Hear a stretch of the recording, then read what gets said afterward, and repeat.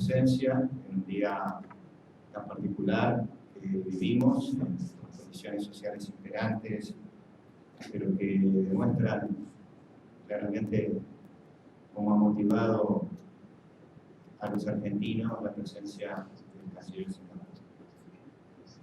Damos la bienvenida a Vivian Balakrishnan y lo nombramos en esta oportunidad en nombre de todos ustedes como presidente del Consejo Argentino de Relaciones Internacionales, miembro correspondiente de este Consejo Nacional.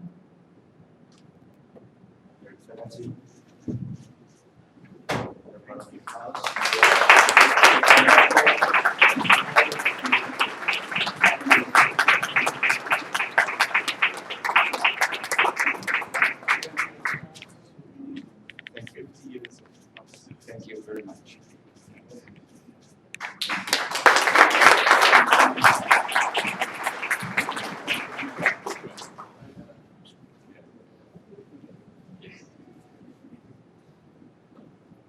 El señor canciller a continuación nos dirigirá la palabra, pero en presencia del vicecanciller de la República quería manifestar desde el Consejo y desde la sociedad civil la complacencia de todos nosotros como ciudadanos de que un Estado tan importante como Singapur, en esta nueva etapa de las relaciones internacionales de la República Argentina, haga una visita de tanta envergadura, que la decisión del gobierno nacional haya sido ya estar operando con una embajada, concretamente en Singapur, y al mismo tiempo ahora nos anuncien que en un tiempo también hará lo propio Singapur en Argentina, es realmente una trascendente noticia.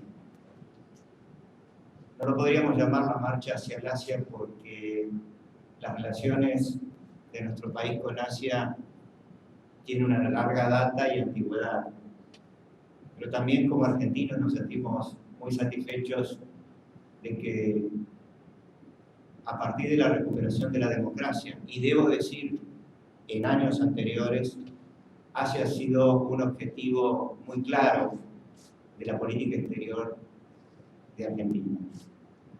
Y también particularmente satisfechos en esta casa que le dedica tanto empeño en un comité y en los grupos de trabajo tan importantes que se dedican a este tema tanto tiempo, el hecho de que la nueva administración, en cabeza del presidente Macri, de la canciller Mancorra y del vicecanciller también Pedro Delgado, hayan hecho un énfasis tan notable que pronto se reflejará en las visitas de Estado que tiene programado el presidente de la República acabadamente.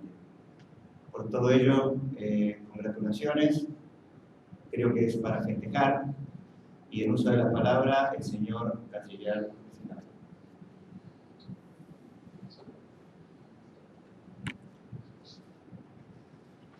Thank you, Excellencies, distinguished guests, ladies and gentlemen. It's an honor to be here. Thank you for the privilege of speaking today. I will speak frankly, so I hope you will bear it. But I think we are amongst friends, and in order to make the discussion useful, we might as well be open and frank. The first thing I want to say is that relations between Asia and Latin America are very friendly, but to be perfectly honest with you, have not fulfilled the full potential. Our regions are divided by great distances. It took me, I think, maybe 30 hours to reach here. Divided by different historical backgrounds and also divided by language. I think the fact that we're speaking Spanish and English is also another colonial hangover, of course. But these gaps must change. And the reason they have to change is that in both Asia and in Latin America, we have to restructure our economies. And we have to restructure our economies in order to meet the challenges of both globalization and the digital revolution. Our people, whether it's in Argentina or in Singapore, are all demanding good jobs with good wages. I understand there's a strike right now. Yeah. And in a sense, that is also a reflection of this demand for good jobs, good wages, and our people are impatient for that. But even as we try to achieve this, it is also the responsibility of governments all over the world to make sure that overall our economies remain competitive, and to do so while the world is changing so dramatically and so rapidly. And so there are a couple of things which governments have to do and to do so urgently. First, we have to invest in our people, that means education, training. Second, we have to invest in infrastructure to make sure that all of us have first world infrastructure in order to allow our people to maximize what they have learned and the training and the skills, and to also unleash innovative potential of our companies. And there's a third dimension, which is to forge new partnerships. And that's really the context for my discussion today. How do we build effective partnerships and linkages across this great distance between Latin America and Asia? In a sense, the digital revolution has eliminated geography as a barrier, because after all, we would send an email, it is transmitted at the speed of light. And therefore, we have to try to exploit this potential in order to build closer economic links, to expand mindshare, and to maximize opportunities for companies and people in our respective areas. Let me deal first with the challenges and the opportunities in the changing world.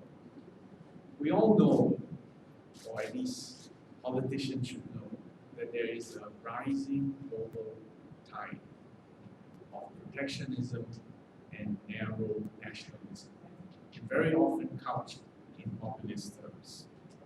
This represents a negative reaction against global trade, against economic integration, in fact, against the very whole process of globalization itself. We've seen the frustrations expressed by people who feel that they have not benefited fairly or not benefited quickly enough from the processes of globalization and trade liberalization.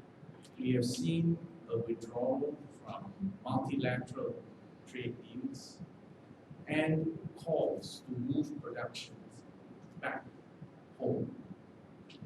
All this represents a fact that the previous global consensus on the benefits of free trade, on economic integration, on building bridges across regions, this global consensus is now under deep stress. Our countries also face many transnational challenges, for instance, climate change, terrorism, religious extremism, epidemics. And these global challenges are reminders that actually we can't solve this by isolating ourselves, by retreating behind protectionist walls.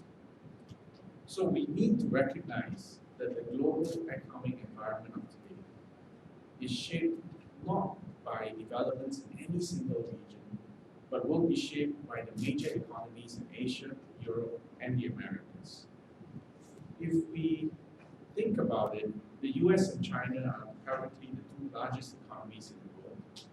And in fact, they are the major trading partners for many of us in Asia and in Latin America. In the case of Singapore, China is the largest trading partner. In fact, Singapore is the largest foreign investor in China. I believe in Argentina, China is probably our second or third largest trading partner.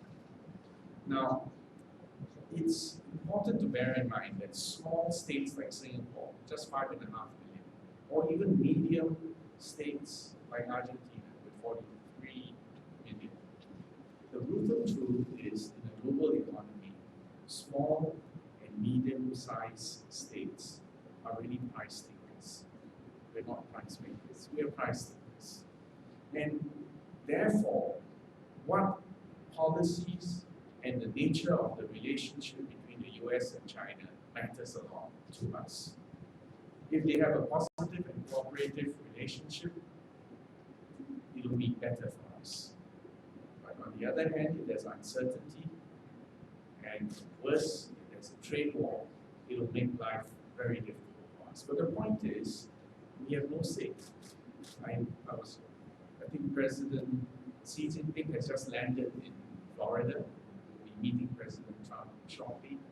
I am sure people all over the world hope that meeting goes well and they achieve an effective, honest mandate and give stability, confidence, and opportunities to the rest of us. But just remember, we have no say. We just have to cope and deal with whatever they decide, whatever actions and consequences arise. Now, having said that we have no say when we are dealing with, engaging with superpowers, we actually do have a say on our own domestic policies, and we do have a say in the way we relate to one another. And the point I wanted to make today is that we need to look beyond our traditional frameworks, and we need to find like-minded partners to forge these new paths. And that's really the context of my presence today for my visit to Argentina, because we are like-minded, but to engage with each other in a significant way actually requires us to break beyond our traditional frameworks, where we actually do quite well, but in our respective spheres, not sufficiently engaged across the barriers of geography, history, and language. Actually, these are not really new ideas. If you think about it, FILAC, the Forum for East Asia Latin America Cooperation, was established in 1999, a long time ago. And its objective was to stimulate interaction and to promote greater interaction linkage between Asia and Latin America. These objectives are still relevant, but the context has changed significantly. And I want to submit to you that it is important for us to maximize what we can in order to step up relations. And we have to do so especially now when there is a growing anti-trade sentiment in many parts of the world. So it's more urgent that we proceed on this agenda now. We have to make the case that free trade expands opportunities for everyone, and we also need to recognize politically that just having growth, even if it's high growth rate, is not enough, because the fact is that free trade can often have differential impacts on the different segments of our society. And therefore, the political challenge for all of us is that even as we pursue free trade, we need to make the necessary domestic arrangements to make sure that no one gets left behind. So it is a stark reminder that foreign policy or trade policy actually begins at home. Now, I want to touch on our bilateral relations between Argentina and Singapore. Actually, we established diplomatic relations 40 years ago, 1974. And I'm not sure how many of you have been to Singapore over the years, but if you went back far enough, it was quite different from what it is today. Well, one part that hasn't changed is that we're still a very small country. We have, of course, tried to reclaim land, but even then, it's still only about 700 square kilometers. I'm not sure how many thousand times smaller than Argentina we are. We have 5.8 million people. We have no natural resources, no oil, no gas, no gold, nothing. We gained our independence in 1965. Actually, to be honest with you, we didn't even fight for independence. We were divorced. We were kicked out and were forced to be independent and find our way. At that point in time, in 1965, our unemployment rate was 14%. Our per capita GDP was about $500 US. There was therefore no guarantee that we would would survive. Today, we have survived and thrived. Our per capita GDP has gone up by about 100 times in 51 years. Our success, we believe, reflects the great investment in human capital, in education, in political and social stability, in building an attractive environment for businesses, plugged into the global network, a government that was being obsessed with integrity, with competence, and the fact that if your people have to work very hard, your leaders also have to demonstrate in a transparent way that they are honest, they're doing their best. Doesn't mean you get everything right, but a track record builds up over the years. So a small trading nation, a small entrepôt in the heart of Southeast Asia has now become a regional shipping, transport, logistics, financial, and legal hub over 51 years. The other odd thing about Singapore is that if you look at our trade figures, our trade is 3.5 times our GDP. So what that means is that when we talk about free trade, to us it's not just negotiations. It's not a debating point. It is lifeblood. Without free trade, we would be in deep trouble. So because of that, we have been strong proponents of the WTO process. But as far, I'm sure you all know, that has been a very laborious and very difficult process. And we could not wait for the WTO to settle the multilateral process on a global scale. We have had to pursue an extensive network of free trade agreements. Now, if you think about Argentina, on the other hand, much, much larger than Singapore. I believe we have the third largest economy in Latin America. I don't need to tell you that you have an abundance of land. I think you told me just now, in terms of land area, it's the whole of Western Europe, excluding Russia. And in all that land, you only have 43 million people. And you've been richly blessed with natural resources, including recently adding on discoveries of shale gas. I believe we now have the world's second largest reserves of shale gas, fourth largest reserves of shale oil. So you are a very blessed country. Relations between Argentina and Singapore have been friendly, but to be honest with you, as I said earlier, despite this friendliness, despite this similarity in outlook, we have not yet done enough together.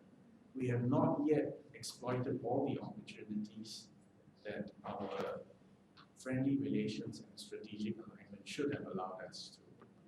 But I'm here now because I believe the timing and the circumstances are right, and I believe the political will is in place, and the economic interests of the businesses are aligned, and we have signaled our intention to step up our engagement in a big way. Argentina is currently Singapore's 7th largest trading partner in Latin America. Bilateral trade is about US 240 million, which frankly is a very small number. It should be many, many multiples of that. Argentina's economic and structural reforms, I believe, have created the potential to boost bilateral trade and investment flows significantly. And just now when I met President Macri, I said, given time, the policies that he has instituted will have a major impact on attracting investments, trade, and economic boost.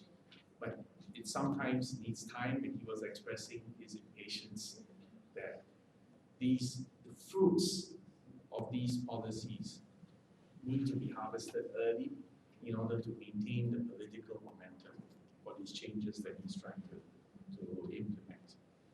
Now, some of the Singapore companies actually are already in Argentina. For instance, PSA, the Port of Singapore Authority International, already operates the Axelgan container terminal in Buenos Aires. I believe this is one of the larger and more efficient terminals.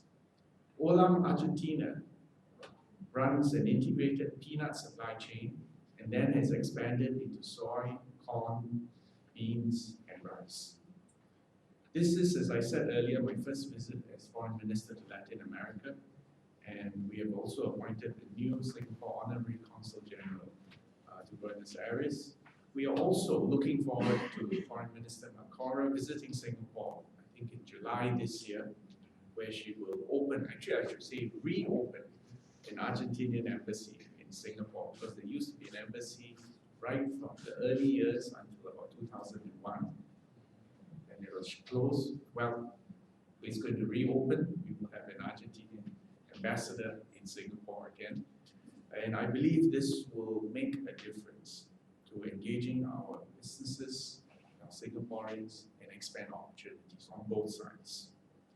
There are possibilities to do more, not just in trade and investment, but also for us to work together on third country technical cooperation, on food security and safety, on student exchanges, and on interesting and innovative projects for the digital economy. We believe that these steps will take the relationship to a much higher level. I am very encouraged that Argentinian companies such as Tenaris and Grupo Bergo have already leveraged on Singapore and are using us as a gateway to Asia. Because Singapore is so small, all the foreign companies who come to Singapore are not actually only targeting the Singapore market, but they're really targeting the much larger Asian, Southeast Asian market. And we believe this makes a compelling case because of our strategic location. And actually, if you look at the flight routes, half the world's population lives within a 7-hour flight radius of Singapore. And Singapore is a capital exporting country. As I said earlier, we are the largest foreign investor in China. We're also one of the largest foreign investors in India and in several ASEAN countries. So, basing your companies in Singapore, networking with us, I believe will help you navigate the business and investment opportunities throughout Asia. We offer a business-friendly and favorable investment climate with a strong rule of law, sanctity of contracts, intellectual property protection, an educated and highly skilled workforce. Our union membership, by the way, is growing, but the strikes are very infrequent. In fact, our special, what we call tripartite relationship between the unions, the employers, and the government is one of our secret recipes to competitiveness. So worth coming to study. We are also plugged into regional markets, operating environments and business networks, and many thousands of multinational corporations from America, Europe, in fact have their regional headquarters in Singapore and use Singapore as a base to access the Asian market and Asian investors and consumers. So I'm really here to do a sales pitch to encourage Argentinian companies to use Singapore as a springboard into Asia. And I'm also here to tell you all that we'll be happy to partner Argentina and to share our experiences and to seek new opportunities for your companies. We also see abundant opportunities in Latin America and Asia, not just as alternative markets for exports and services, but also to learn from each other, to leverage on each other's networks, our strengths, our expertise for mutual benefit. That's also a reason why Singapore has become an observer to the Pacific Alliance and why tomorrow I'll be meeting the foreign ministers of Mercosur.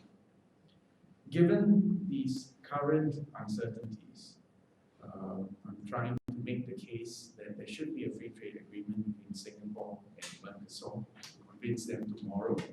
And I believe that if we can succeed in making a progressive step on this, we will send a positive signal to the world that we remain open for business. We still believe in free trade, and economic integration will bring great opportunities to our people and our businesses. And the point here, and I say this because my ASEAN colleague is here as well from Indonesia, that when we ask Mercosur to consider a free trade agreement with Singapore, this is only step one. Because the real big objective is ultimately, hopefully, to get a Mercosur-ASEAN free trade agreement. So, but any steps with us are pathfinder, an initial step to open up the path to a much longer and broader journey. So let me talk a little bit about ASEAN. Southeast Asia and the 10 of us who are members of ASEAN are really a key part of the Asian success story. ASEAN has immense untapped potential and remains a bright spot. We sit strategically between China and India and across several strategic shipping lanes.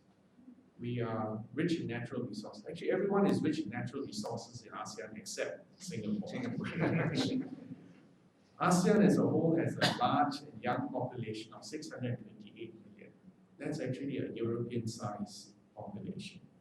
A population that is skilled, that's optimistic, that has a rising middle class, rising incomes, and is hungry for food, for energy, for new goods and services. ASEAN remains a bright spot, despite the relatively anemic growth at a global scale. Because, for instance, the average growth in ASEAN is about 6% compared to a global average of only 4%. And the other fact is, the population in ASEAN remains young, and we have not yet harvested the fruits of the demographic dividend. We have formed an ASEAN economic community. This was established in 2015 to create a single market and a single production zone and a single investment destination. And today we present with a combined GDP of $2.5 trillion, but this will quadruple to $10 trillion by 2050 or earlier. And if we succeed in doing that, we will become the world's fourth largest single market. That's after the US, EU, and China. And we will be a compelling trade and investment partner. And that's why we want to persuade Argentina and Latin America to look east into Southeast Asia. ASEAN also has a wide network of free trade agreements. And in fact, one major free trade agreement we're negotiating right now is called the Regional Comprehensive Economic Partnership. This basically will be a multilateral free trade agreement that includes all the 10 countries of ASEAN plus our dialogue partners, including especially the two massive economies of China and India. This will be a free trade area with a combined GDP of $17 trillion, or 1/3 of global GDP. So again, there's huge potential for Argentinian companies. I'm very glad that Argentina has applied to accede to the Treaty of Amity and Cooperation in Southeast Asia. And needless to say, Singapore will fully support Argentina's application, and we believe this is an important step for Argentina to engage ASEAN. Argentina is currently the pro tempore president of Mercosur, and I believe with its current leadership, with its current set of policies, let me again speak very frankly, we sense a major change in the orientation and the outlook of Mercosur. And on our side of the world, Singapore will be the chairman of ASEAN in 2018. So that's all the more reason that whatever we do between Argentina and Singapore will, I believe, have potential implications on what we can do between Mercosur and ASEAN. And we need to find new ways and more effective cross-regional cooperation, which I believe will deliver rich dividends in the years to come. Singapore and Argentina have also cooperated very well in multilateral fora at the UN. We've supported each other where our interests are aligned, and we will continue to find platforms where we can do more together.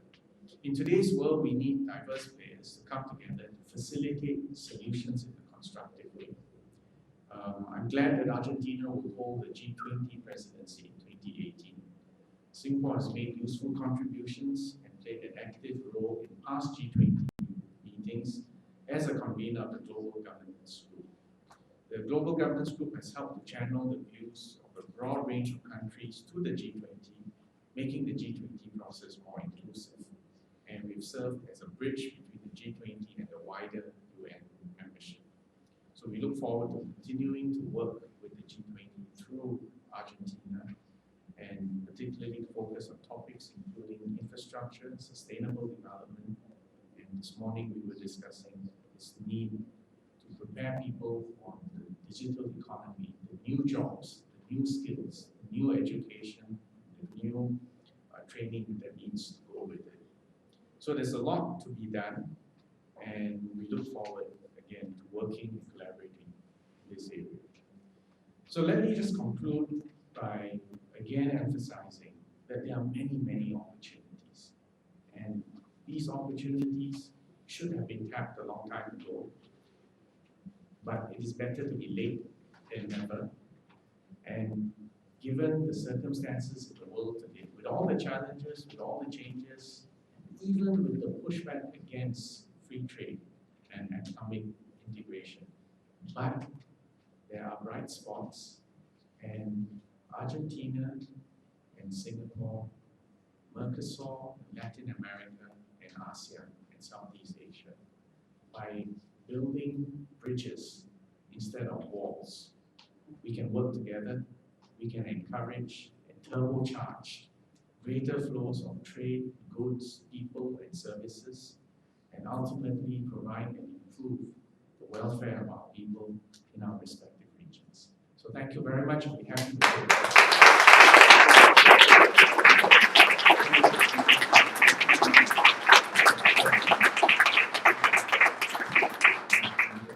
Yes. Equally frank questions. Yeah. Después de una exposición exhaustiva y con argumentos irrebatibles respecto de las conveniencias mutuas en la cooperación bilateral, realmente muy motivadora. Su Excelencia, el señor Ministro de Relaciones Exteriores de Singapur, contestará algunas preguntas que ustedes le quieran formular. Así que si por favor levantan la mano y los habilitan, se presentan, aquellos que deseen. Por favor. Good evening. En inglés o en castellano tenemos traducción. My name is Alfredo Morelli. I was the last resident ambassador of Argentina to Singapore.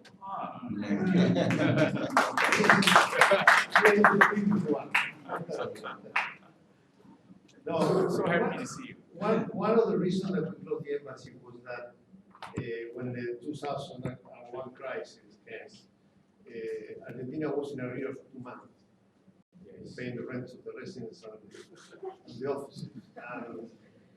And then the landlord sent me a letter of eviction. And then I went to see Professor Kumar. Yes. And asked him, what should we do about this? Well, this is a private matter, he told me. No? And then, well, I didn't have any other solution than closing returning the embassy, returning the office, and I moved to a hotel. And one of the reasons was that because Singapore was not a member of the Vienna Convention, then at the end we didn't have any immunity at that time as a foreign diplomat. That's what I was told. I wanted to ask you if you sign now the Vienna Convention on diplomatic relations, because these kind of things happen many times, no? At least in developing countries. Thank you. Well, thank you. First, I must say, I'm very glad that you are here. It represents continuity. Second point is that we really do wish that there hadn't been any break. But nevertheless, the past is the past. And to be honest with you, Argentina has had some tough times in the last 20 or more years. Right? So events like this happen. The third point I wanted to make is maybe we should recommend to Susanna that this next time Argentina should buy its we will never be evicted by a landlord. Es un karma nuestro. Third point is the fourth point is we'll check. I'm sure that there is immunity for foreign diplomats and certainly from Argentina. So the bottom line is you're welcome to come back. Muchas gracias. ¿Alguna otra pregunta? De este lado. forçados? Well, you are forcing me. Mr. Minister, congratulations on your excellent speech. I am the director of the Committee on Asian Affairs. I've been many times to Singapore because I was for 5 years ambassador to Malaysia. So we used to travel very often to your country. Although it's clear from your words what your position is, what do you think will be the future of the TPP after Mr. Trump's administration's decision? Thank you. Thank you. That's another very pertinent question. The first thing is that it depends on Mr. Trump himself. But let me be frank and hopefully not cause problems for my diplomats. I think the TPP was a victim of this political anger by people in many parts of the world who are worried about jobs, worried about their wages, and think that governments have not responded adequately to this. And it allowed free trade to be blamed, and it allowed the concept of multilateral arrangements to be blamed. My own view is that it is unfair. The real revolution that's going on now, the real threat to jobs and to wages is not trade. The real problem is the fact that technology has changed. And even if you are an accountant or a lawyer or a doctor, many middle-class white-collar jobs are at risk due to artificial intelligence, robotics, computers, the digital revolution. So my own view is that trade has been unfairly blamed. And in fact, the real revolution is a technological revolution. That's the first point. The second point is that if you look in history, whether you look at the Industrial Revolution or even the Agricultural Revolution, at the early phases of a revolution, the few entrepreneurs or the few countries or the few regions who adapt and adopt the technologies first often generate enormous profits, wealth, and power. Even the European entry into the New World, in a sense, represented the fact that certain countries in Europe had adopted new technologies first and were therefore able to become very wealthy, very powerful, and then to project that into power expansion across into the Americas. So the lesson here is that I think there's a new world, there's a digital revolution, and the few people, the few countries who understand and adopt this first will have a head start and enormous opportunities. Now, having said that, there is a political problem. The political problem is that it takes time for these new technologies to be commoditized, to be made available to everyone.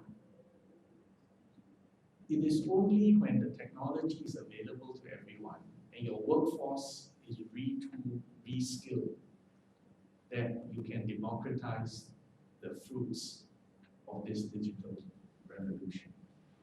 And that's why we are very keen in Singapore on what we call the Smart Nation project, which quite frankly is actually not about technology, it's actually about jobs, jobs, jobs. It's about where are the future jobs, what are the skills needed, how do you change your education system, your training system, so that you have jobs.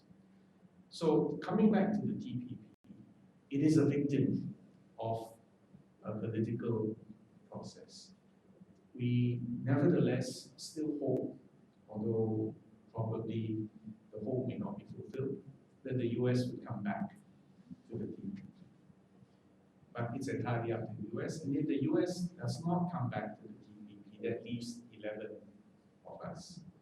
Singapore's position is that we are continuing with all the domestic arrangements and amendment of rules and regulations so that we can ratify the TPP in the next 1 or 2 years. And if all the other 11 partners decide that they want to proceed, we will proceed with the TPP. But to be honest with you, I think it will be very difficult because many of the concessions made by some of the countries party to the TPP were made on the assumption that the US would participate and that market access to the US was what they were really after. So the point is, we'll have to wait and see. Right? We hope, but not very likely, that the US will come back. We're prepared to proceed and ratify if all the other 11 will proceed, but even that, I think, will be challenged. In the meantime, we're not sitting still. I'm here, I'm trying to persuade you, to persuade Mercosur, do an FTA with Singapore, with ASEAN. We can't control what happens to in the capitals of the superpowers, but we can control what we can do amongst ourselves. And here we meet. I come here to the country, I look at it. So much land, so much wealth, so many blessings, hardworking people, educated people. Surely we can do a lot more together.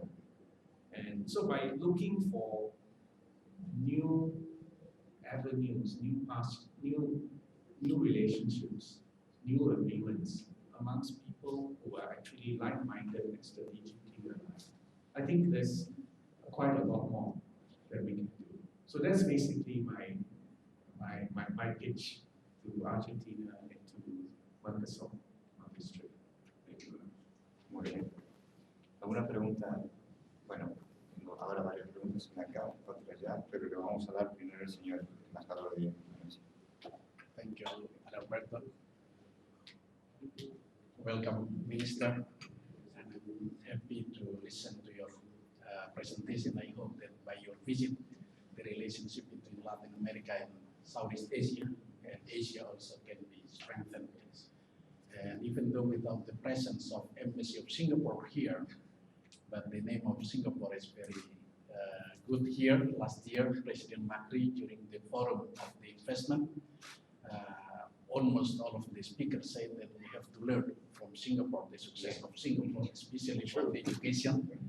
And my question is, what is the biggest challenge to strengthen the relationship between Latin America, in particular with Mercosur, and Argentina, with Asia, in particular with Southeast Asia?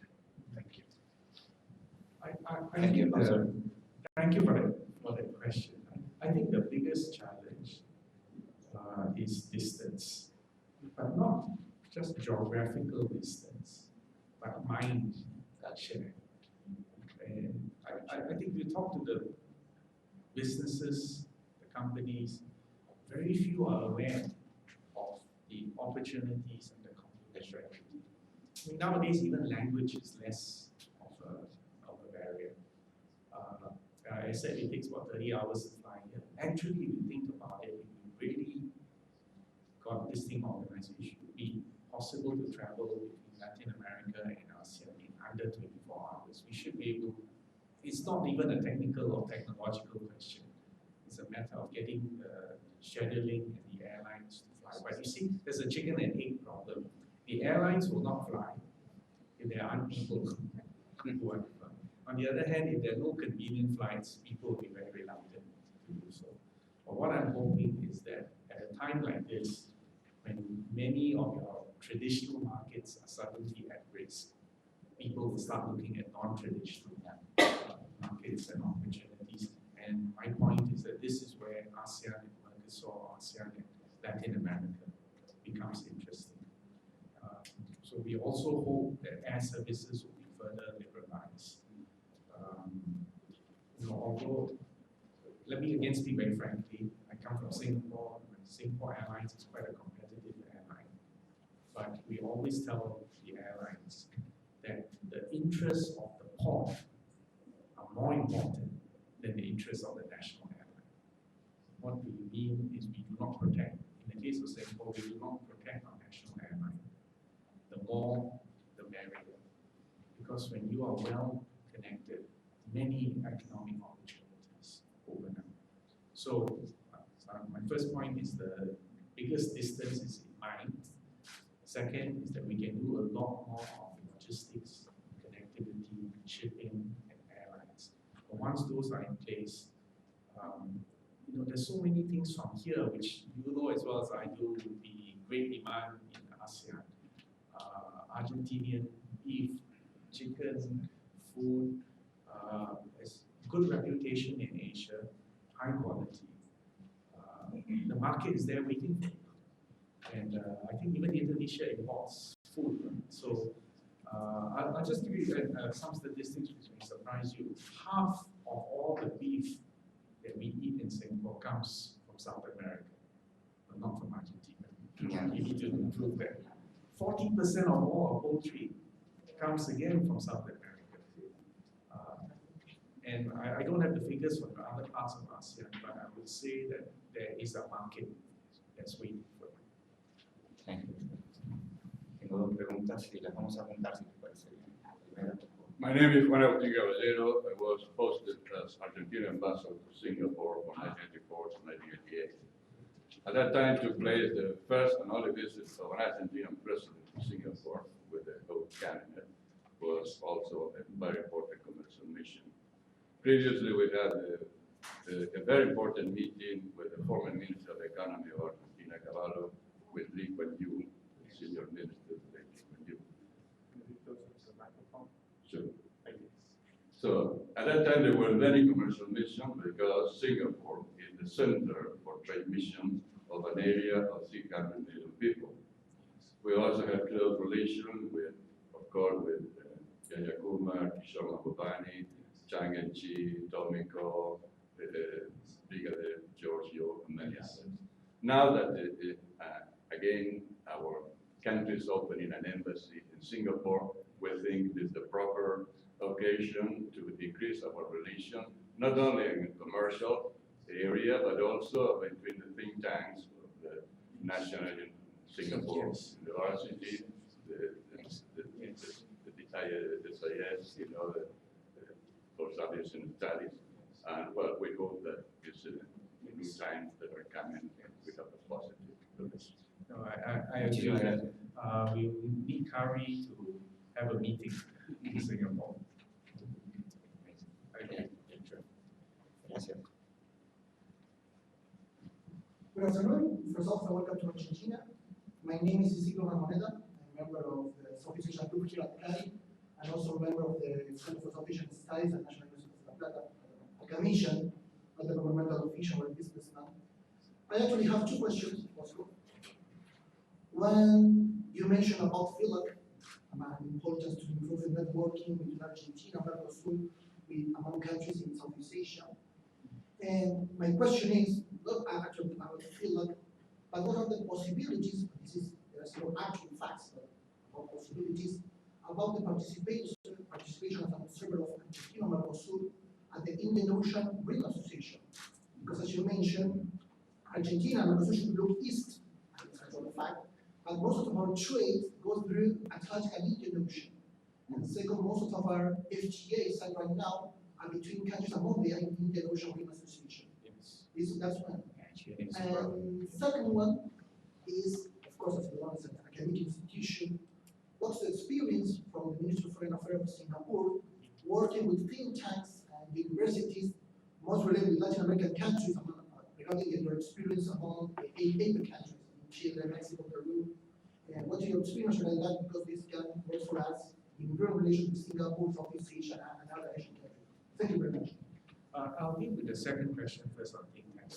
To be honest with you, I think there hasn't been enough interaction, and it relates to this gap and mindshare.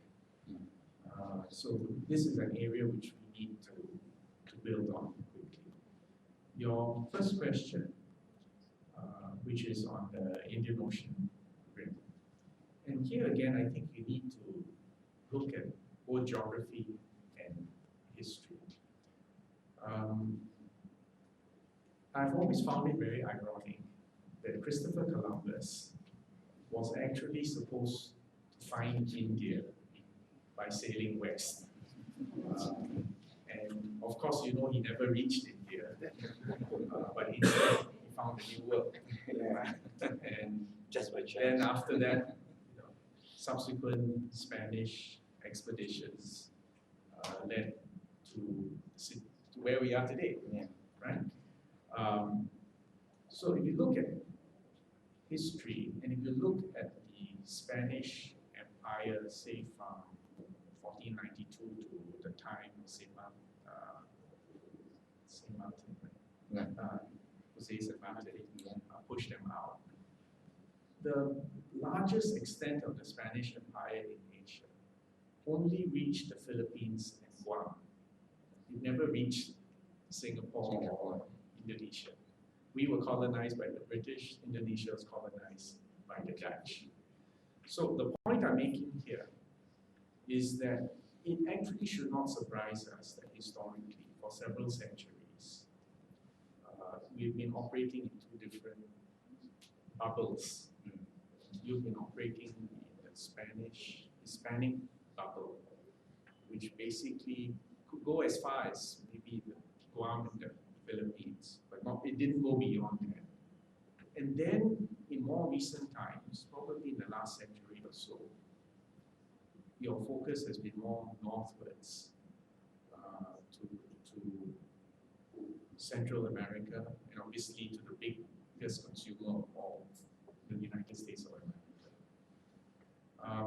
So first point is that historically there were never very massive trade routes connecting South America to Southeast Asia.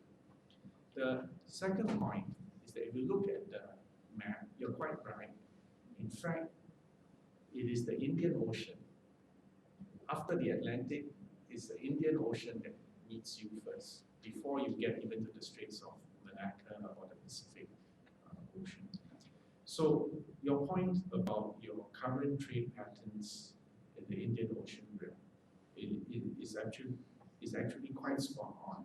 But I wanted to make this point that it's not mutually exclusive, because after all, the more you trade with the Indian Ocean, and you want to get beyond the Indian Ocean, you will get into the Straits of Malacca. There are only two straits, the Straits of Malacca or the Sunda Straits, which takes you to Jakarta, or Batavia, between Sumatra and Java. So my point is that just treat the Indian Ocean as part of your immediate or medium neighborhood, but the step beyond that is to engage to Southeast Asia.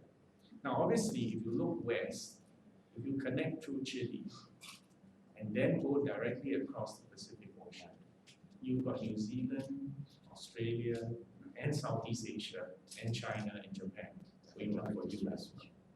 So the point is that if you take a modern look, and especially in a world which is globalized and digitized, and where geographical distances become less and less of a barrier, you should look at Southeast Asia. And the final point I would make on this relates to competitiveness of countries. There are two key variables if you are into manufacturing in the future. One variable is cost of energy, and the second variable is the efficiency and cost of your logistics. If you can get these two under control, you are competitive globally. And I make this point because, in fact, if you think about it, Argentina, with your rich natural resources and your energy reserves, all you need to do after that is also work on your logistics. And this will give the manufacturing a boost, a competitive boost globally. And then you should be accessing markets far beyond your immediate vicinity. So I'm optimistic that there's scope for this.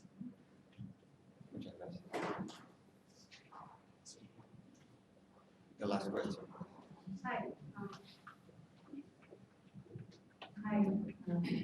I'm Singaporean, so I'm very happy you guys are Oh, here. Glad to see one Singaporean here. This is the first time there's so many Singaporeans in one room. So I'm not really going to ask a question, I just wanted to say welcome, and I'm really excited that there's going to be a lot more links between Latin America and Asia. I've been here for 7 years, and I think this will be the first time there will be an embassy in Singapore, so this will be great. I remember I had to take a flight to Jakarta to get my papers done. But I think going forward, this shouldn't be an issue. And that's it. I just hope yeah, we will see better relations. But can I ask you some questions? First of all, I think we have a visa abolition agreement. So you don't, if you're a Singaporean, you don't. No. I didn't go to get a visa. I went there to get my papers done in case I had to find a job here. Okay, but now that you've been here for 7 years, are you here for love or for work?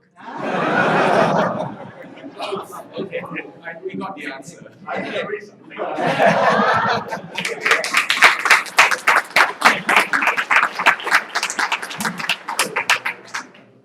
So yeah, I've been here 7 years, and yeah, I came here for him, and then I started working, and then well, now I do freelance.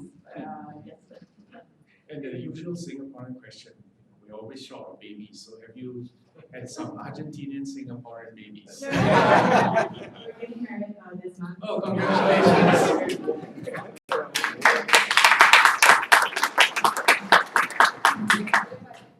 Your Excellency was not prepared. I can assure you. Absolutely. This is a form of good relations. Yes. The best. Quiero agradecer especialmente a todos ustedes. Sé que a todos algo le habrá costado llegar hoy acá. Así que particularmente gracias. Segundo, quiero resaltar la calidad y la profundidad de esta presentación del Ministro de Relaciones Exteriores de Singapur. Habiendo escuchado al presidente de la República en su exposición en el World Economic Forum de esta mañana, cuesta no encontrar la más absoluta coincidencia con esta estrategia. Y se da en un momento muy particular, por eso yo festejo tanto esta presencia del señor Ministro de Relaciones Exteriores. Porque quizá no sea en este momento el mainstream mundial esas ideas. El presidente planteó la dificultad de buscar apertura, operación internacional, escala internacional, plantear nuevamente la productividad y la eficiencia como un elemento rector en el comercio internacional y en las relaciones internacionales, junto con otros valores insustituibles que tienen que ver con la filosofía y las políticas de Estado. Pero hablemos concretamente de aquellos que nos va a permitir crear puestos de trabajo que no necesitan ser solventados por el Estado, ni necesitan cerrar los mercados vis-a-vis la competencia internacional. Es decir, estamos hablando del core del desafío del desarrollo argentino. El Ministro de Relaciones Exteriores nos acaba de aclarar perfectamente cómo lo lograron desde 1965 a la fecha, con una estrategia precisa, clara, donde los puntos de incidencias y coincidencias están en temas que a todos los argentinos no pueden más que unirnos, aunque en el corto plazo tengamos visiones encontradas. Y uno es la educación, clarísimo. Hoy la discusión que se está dando en la Argentina es sobre temas sustantivos, eso es lo único que en el medio de la confrontación, perdón, Su Excelencia, me alegra profundamente de mi patria. Se está discutiendo la educación, se está discutiendo la apertura internacional, francamente, de cara a todo el pueblo, y fundamentalmente se está discutiendo los principios económicos rectores de un país moderno. No digo que no se hayan hecho en otras oportunidades, lo que digo es que hoy hay un desafío muy actualizado, insisto, en medio de una situación en algunos puntos adversa, como bien describió Su Excelencia, habida cuenta de la irrupción de algunas concepciones que van a contramano de algunas cosas y certezas históricas que teníamos. Por ejemplo, que Estados Unidos y en general el mundo anglosajón iba a defender el libre comercio, la competitividad, la eficiencia. Eso hoy, Brexit mediante, Trump mediante, no es algo asegurado, sino que nosotros tenemos que estar profundamente convencidos y no dejarnos seducir por ninguna idea con cierta prevalencia, sino estar convencidos porque es la conveniencia para nuestro país y para nuestro pueblo. Es decir, esta estrategia beneficia a la Argentina. Esa es la discusión que nos tenemos que dar. Las otras estrategias que se han probado, evidentemente, no han tenido buenos resultados. A nosotros nadie nos garantiza el éxito, como nadie se lo garantizaba a Singapur en 1965. Pero me parece que lo primero que uno se tiene que reconciliar es con la verdad. La verdad la buscan los académicos, la pueden buscar los políticos, la puede buscar todo el mundo. Pero la verdad hay que rodearla o probarla con resultados. Y alguien dijo, por sus frutos los conoceréis. En este caso tenemos un fruto en el cual reflejarnos, que es el éxito de Singapur y el de muchos otros países que hoy están representados acá. Tenemos Australia, Indonesia y muchos otros embajadores significativos ante el gobierno argentino. A mí me parece que eso nos está dando el mundo una oportunidad maravillosa. Yo celebro que el señor vicecanciller esté aquí y muestra también el interés que permanentemente tiene la Cancillería Argentina en consolidar este tipo de estrategia, me consta, porque ayer me lo manifestó nuevamente la señora Canciller de la República y se lo acaba de decir a usted también, señor Canciller. Me parece que este es un momento muy especial y por las preguntas que hicieron ustedes, creo que hay coincidencias básicas. Seguramente porque está en nuestro ADN, vamos a seguir discutiendo y en buena hora porque esto es una democracia.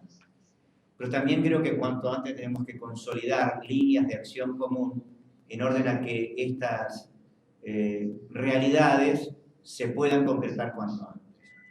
Festejamos la reapertura de la embajada, pero al mismo tiempo festejamos particularmente su presencia porque nos permite hacer una discusión estratégica y soñar y concretar una asociación productiva para las partes y que en última instancia responde al profundo sentido de cualquier política, que es el servicio al pueblo de la nación, del Estado, al cual todos tenemos que servir. Por todo ello, yo le digo, Su Excelencia, que ha sido una exposición magnífica. Agradezco la presencia de todos ustedes, en particular del señor vicecanciller, de todos los señores embajadores acreditados, y en particular hoy al público que llegó, embajador Sauer, muchísimas gracias, a todo el público que ha llegado hasta acá con muchas dificultades. Creo que merece un gran aplauso, Su Excelencia, el canciller.